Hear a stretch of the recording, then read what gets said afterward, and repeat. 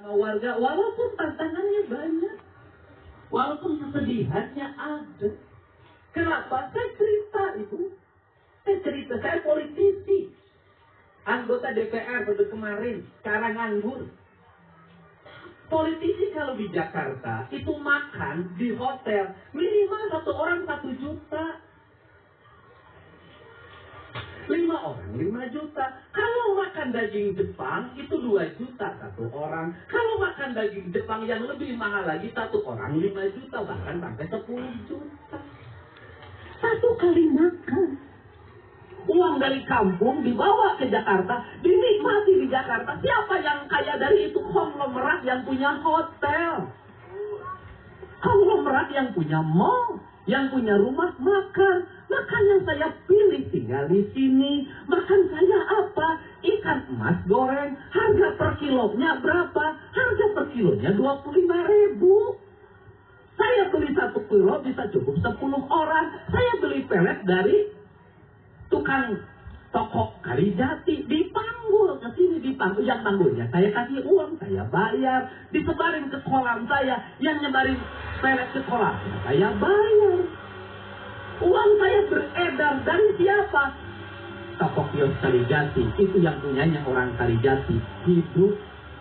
Yang manggulnya hidup, yang urus kolamnya hidup. Bibi Irong bagiannya bersiar lauk, hidup, digaji oleh saya setiap bulan. Yang gorengnya hidup. Saya sampai punya tukang cuci, punya tukang nyetrika, punya tukang apa dengan 3 orang yang berbeda. Bukan saya sombong, saya ngasih pekerjaan pada mereka. Itu uang saya. Kalau saya mau hidup tenang, tinggal di Jakarta, cicing di apartemen, tiap hari saya bisa makan enak, hidup sendiri, cukup 50 juta sebulan. Tapi saya tidak bisa menghidupi orang desa. Orang desa kuliahnya saya tingkatkan. Silahkan cek, saya gaji yang mangkul 150.000, beda dengan yang lain. Bukan saya sok kaya, bukan. Saya ingin uang saya dinikmati oleh orang-orang desa. Silahkan Anda cek, saya punya duit untuk bisa pergi ke Singapura. Saya punya duit untuk pergi ke Inggris. Saya bisa punya duit ke Amerika piknik. Saya punya dan mampu untuk itu. Selama jadi anggota DPR, saya menolak bepergian keluar. Alasannya untuk apa? Saya harus naik pesawat menghabiskan waktu 22 jam. Saya harus turun nanti berinteraksi dengan orang. Saya harus buang duit dari Indonesia yang dihasil dari pajak, dari daerah, dari migas, segala macam. Saya buang ke luar negeri. Saya tidak mau jadi pengkhianat bangsa ini. Saya lebih baik waktu 22 jam itu saya habiskan waktu untuk berkeliling. Bertemu dengan siapa? Yang masuk kerja harus nyogok ke lingkungannya. Bertemu dengan siapa? Orang Subang kawin sama orang Wonosobo, tertidur di pinggir jalan di Karawang, tidak punya rumah dan tidak punya tempat. Bertemu dengan siapa? Nenek tua rumahnya mau roboh. Bertemu dengan siapa? Anak yang putus sekolah. Bertemu dengan siapa? Bertemu dengan siapa? Sehari minimal ada 4 orang yang saya bertemu dan saya bisa membantunya. Kalau saya pergi menghabiskan waktu berhari-hari, maka banyak lebih dari 30 orang kehilangan masa depannya karena tidak bertemu. Apakah saya gubernur? Bukan. Apakah saya bupati Subang? Bukan. Saya pengangguran biasa yang tiap hari ngurus apa. Saya ini prihatin. Anggaran Provinsi Jawa Barat puluhan triliun, anggaran kabupaten triliunan.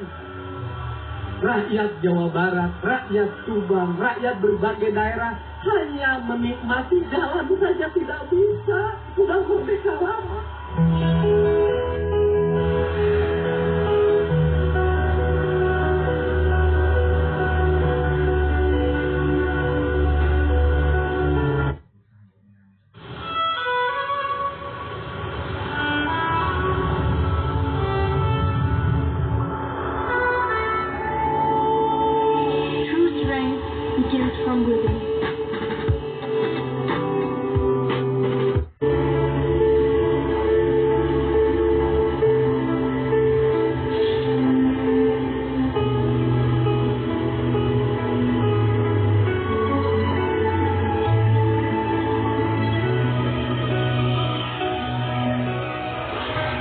Petani harus dihormati, omong kosong, jalan ke sawah hancur. Petani harus dihormati, omong kosong, seluruh pinggir sawah dihantam oleh bangunan. Ketika masuk lembur pakuan, saya ngeluarin duit, saya beli rumah, saya bongkarin. Hanya untuk apa? Bukan sombong-sombongan. Saya ingin orang-orang Indonesia, orang-orang yang lewat lembur pakuan, minimal bisa lihat sawah, lihat padi. Anda makan beras tiap hari, makan padi tiap hari, tapi Anda tidak pernah memuliakan sawah, menghinakan.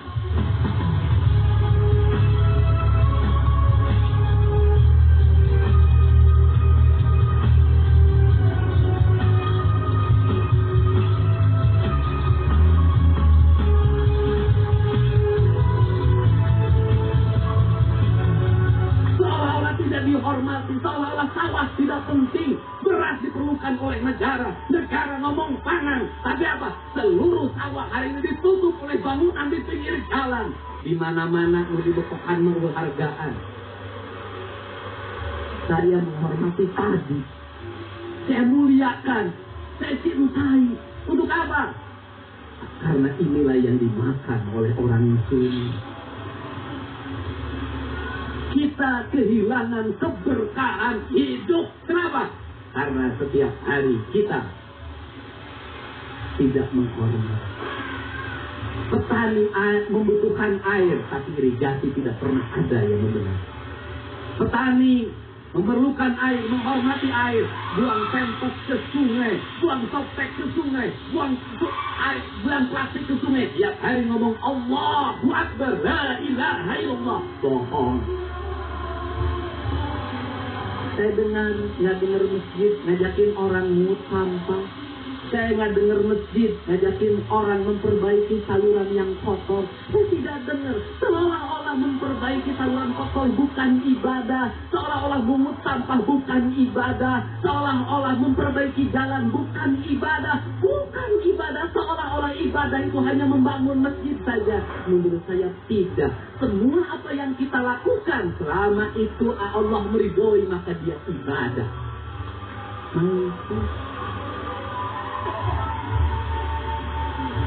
Kenapa saya membangun kampung ini? Kenapa saya ingin menghotmik jalan? Kenapa saya membuat garis?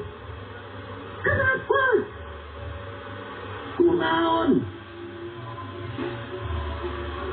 Hanya memberikan contoh.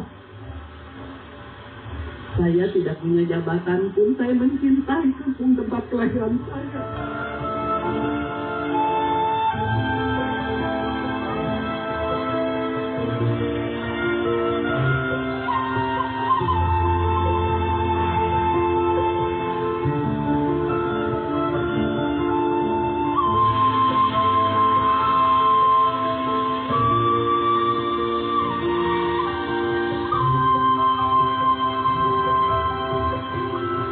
Saya berterima kasih pada Umi, pada ibu saya, pada bapak yang melahirkan saya di tempat ini. Nggak mungkin ada Deddy Mulyadi yang jadi Bupati Purwakarta 2 periode. Nggak mungkin ada Deddy Mulyadi yang jadi anggota DPR RI. Nggak mungkin ada Deddy Mulyadi kalau tidak ada mereka. Maka bentuk penghormatan saya pada ibu dan bapak, saya gunakan uang saya yang mesti saya nikmati oleh saya pribadi. Saya gunakan agar ibu saya bahagia, agar bapak saya bahagia, sambil ngajak pada pejabat yang lain. Kamu kalau menjabat, bangun kampungmu, tata kampungmu. Jangan hanya 5 tahun sekali kasih 20.000 untuk mendapatkan suara. Setelah itu kau tinggalkan.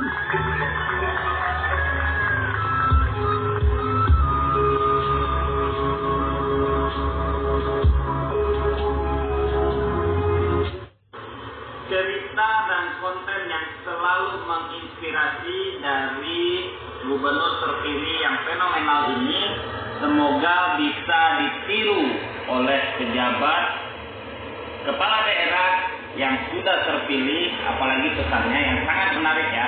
Ketika sudah terpilih, jangan lupa membangun kampung halaman. Hatur nuhun, tarareju Bapak Ai.